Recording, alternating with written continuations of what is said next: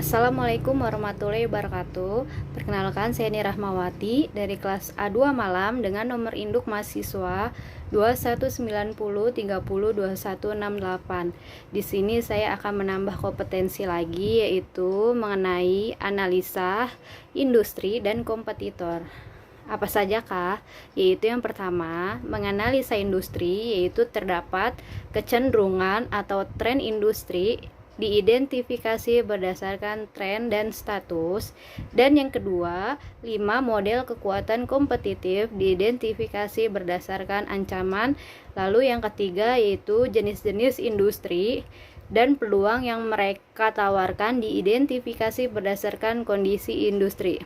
Kemudian terdapat analisa kompetitor, yaitu yang pertama, kompetitor diidentifikasi berdasarkan jenisnya. Yang kedua, sumber intelijen, kompetensi diidentifikasi berdasarkan kecenderungan akses informasi. Yang ketiga, kisi-kisi analisa kompetitif diselesaikan berdasarkan hal yang sebelumnya. Yang keempat, rekomendasi, yaitu ditetapkan untuk menghadapi industri dan kompetitor. Saya akan membahas poin yang pertama, yaitu menganalisa kecenderungan tren industri. Yaitu yang pertama, status kecenderungan atau tren lingkungan diidentifikasi dalam konteks sosioekonomi. Yaitu status kecenderungan atau tren di lingkungan dapat diidentifikasi yaitu peningkatan income penduduk, biaya logistik, peningkatan kesehatan, dan perkembangan teknologi. Kemudian yang kedua, status tren bisnis diidentifikasi berdasarkan kondisi terkini, yaitu dapat diidentifikasi pada sektor produk barang dan sektor jasa. Kemudian poin yang kedua yaitu mengidentifikasi 5 model kekuatan kompetitif. Apa sajakah? Yang pertama, ancaman persaingan di antara perusahaan yang ada diidentifikasi berdasarkan levelnya. Yang kedua, ancaman daya tawar pembeli berdasarkan levelnya. Yang ketiga, ancaman daya tawar pemasok berdasarkan levelnya. Yang keempat, ancaman pemain pengganti berdasarkan levelnya. Yang kelima, ancaman pemain baru berdasarkan levelnya. Level dapat mencakupi rendah, sedang, dan tinggi. Kemudian poin yang ketiga yaitu menganalisa jenis-jenis industri dan peluang yang mereka tawarkan.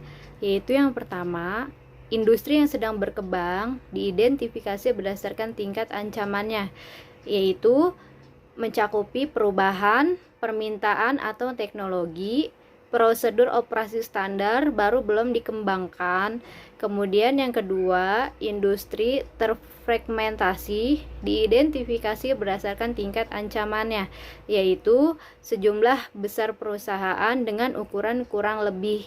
Kemudian yang ketiga, industri yang sudah matang diidentifikasi berdasarkan tingkat ancamannya, yaitu dicirikan sebagai kenaikan permintaan yang lambat, banyaknya pelanggan berulah, kemudian inovasi produk yang terbaru. Kemudian industri menurun diidentifikasi berdasarkan tingkat ancamannya, dapat dicirikan dengan pengurangan permintaan secara konsisten.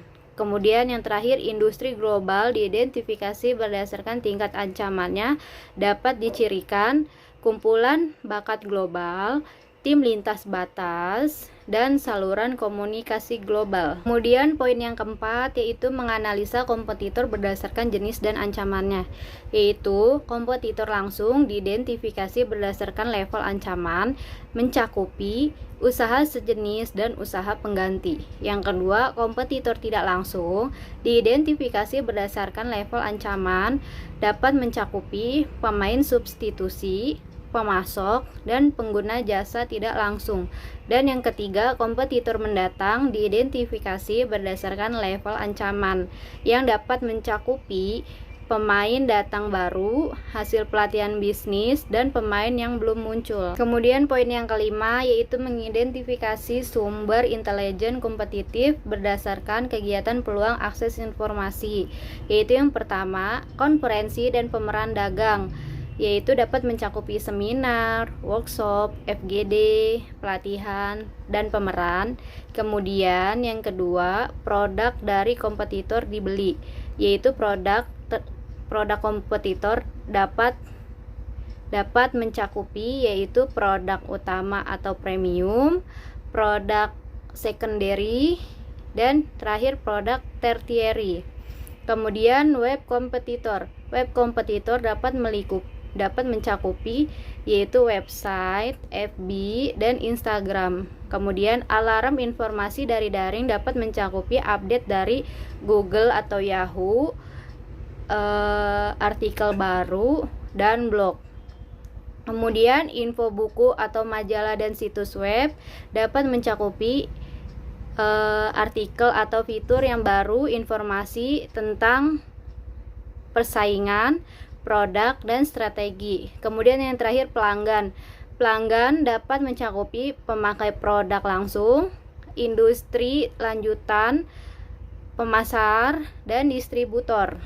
Kemudian poin yang keenam, menyelesaikan kisi-kisi analisis kompetitif berdasarkan hasil analisa sebelumnya, yaitu yang pertama, strategi melawan pesaing, yang kedua, gagasan bagi pasar untuk dikejar, yang ketiga, sumber utama keunggulan kompetitif.